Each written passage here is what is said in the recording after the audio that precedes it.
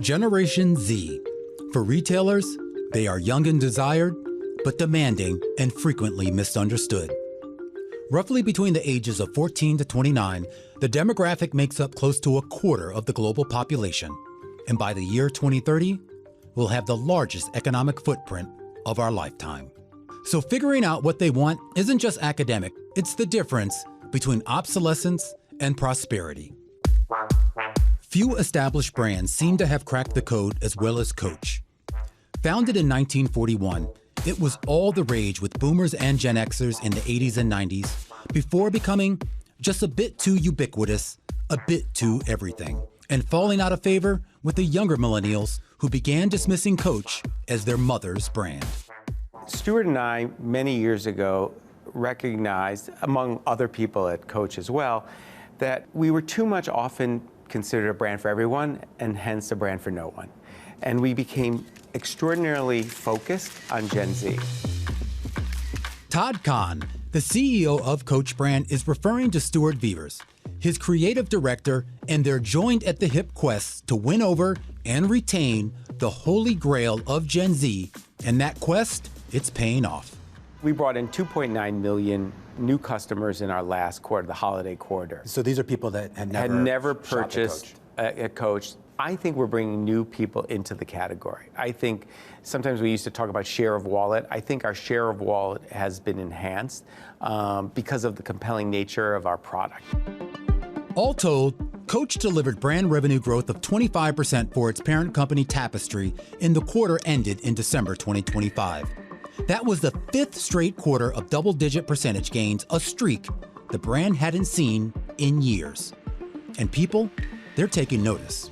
To walk into a Coach store in one of our shopping centers and see it packed with younger consumer is really inspiring for us as owners of shopping centers. What Todd is doing is really, as a leader of that particular brand, is setting us all up as owners of shopping centers for great success. It's not by accident.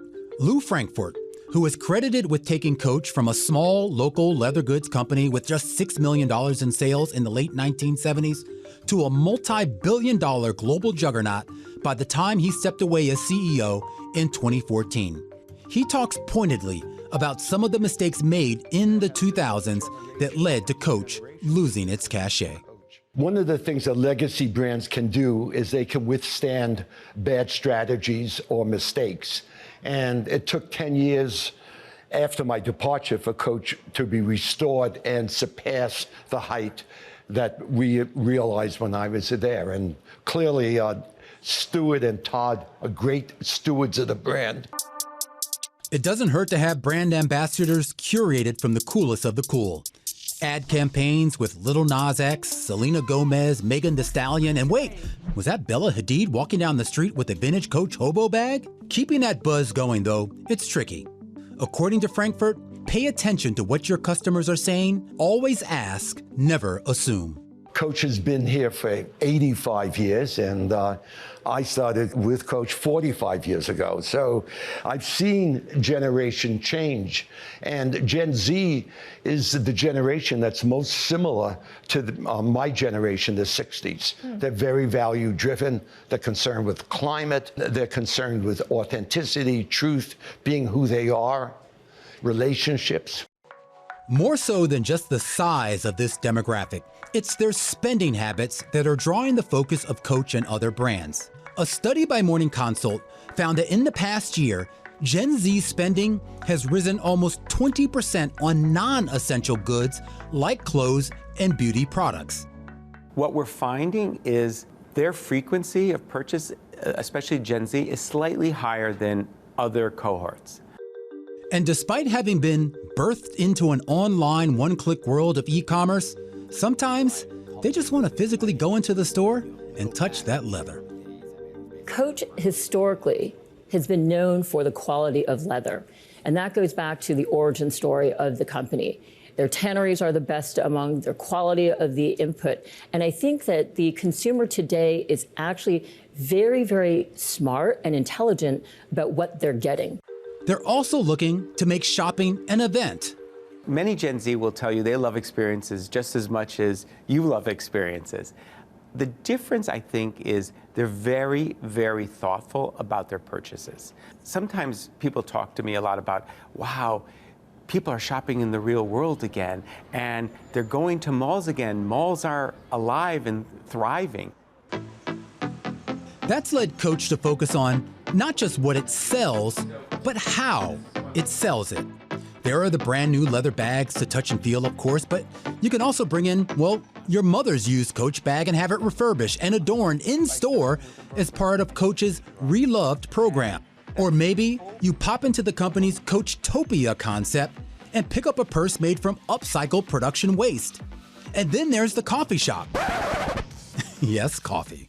Lee Manaheim-Levine, Coach's North American president, sees coffee and these little tabby-shaped cakes as a potential driver of handbag sales. We see customers while they're waiting for their drink, or they buy a drink and they're browsing. Maybe they didn't intend on buying something today, but they do. Or they were exposed to the brand. Maybe they wouldn't have had an intention of coming into Coach, but they came to buy a coffee, and now they're walking around and seeing something.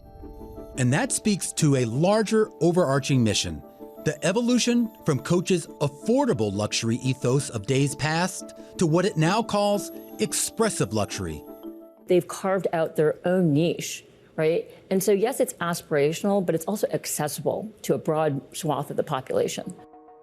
And as for Coach's relatively affordable price point, Todd Kahn, he's very blunt about holding that line. No one needs our category. You can carry your stuff in a paper bag, you can carry your stuff in a $50,000 bag.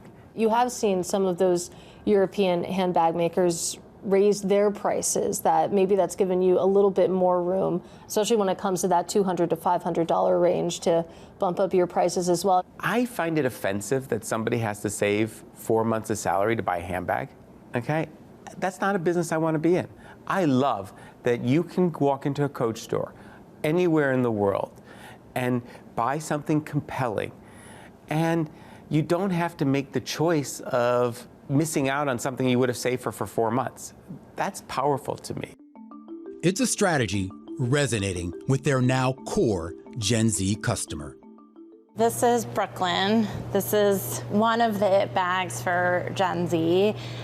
She loves it. It's at an incredible price at $295, which really sits in that sweet spot for our young customer. And even though we sell a lot of units of this bag, she has the opportunity to buy her charm, buy her strap, make it her own, and really customize it. Bag charms are another way the brand is connecting with Gen Z and their desire for self-expression. The cherry charm, which is one of the charms that we're most famous for, is $95, so more accessible than $295. But I think why she loves it is the idea that she co-creates that item. For now, much of Coach's rebound has been domestic. International sales growth, it's still in the single digits, but Wall Street analysts, they expect that growth rate in 2026 to accelerate into the double digits for the first time in years. It's an international expansion, years in the making. Over the next few years, we think we'll add about 100 stores in China, and that may be the number, give or take. And part of it is China's so vast, and there's so much opportunity to go into places that historically Coach didn't go into. But it's not just China. Coach has their sights on growing everywhere around the globe. I do want to talk a little bit about Europe, because you mentioned your growth there, and I wonder, who are you necessarily taking share from? Because you think about the European luxury handbags, have to imagine they have a huge presence. You actually, taking a little bit of their slice of the pie, or is the pie growing? We grew the category. We have a very strong business in England. We have a nice business in France. We're starting to expand both digitally and through our wholesale channel. Now, as the brand looks ahead to the future, they're focused on continuing to build an emotional connection with their customers for generations to come. I've been a Coach for 18 years. I can't tell you the number of times I've heard somebody say, my first bag was a Coach bag. My memory was a gift, self-purchase, something that inspired me. When we can create that kind of goodwill, I think we have them for a long period.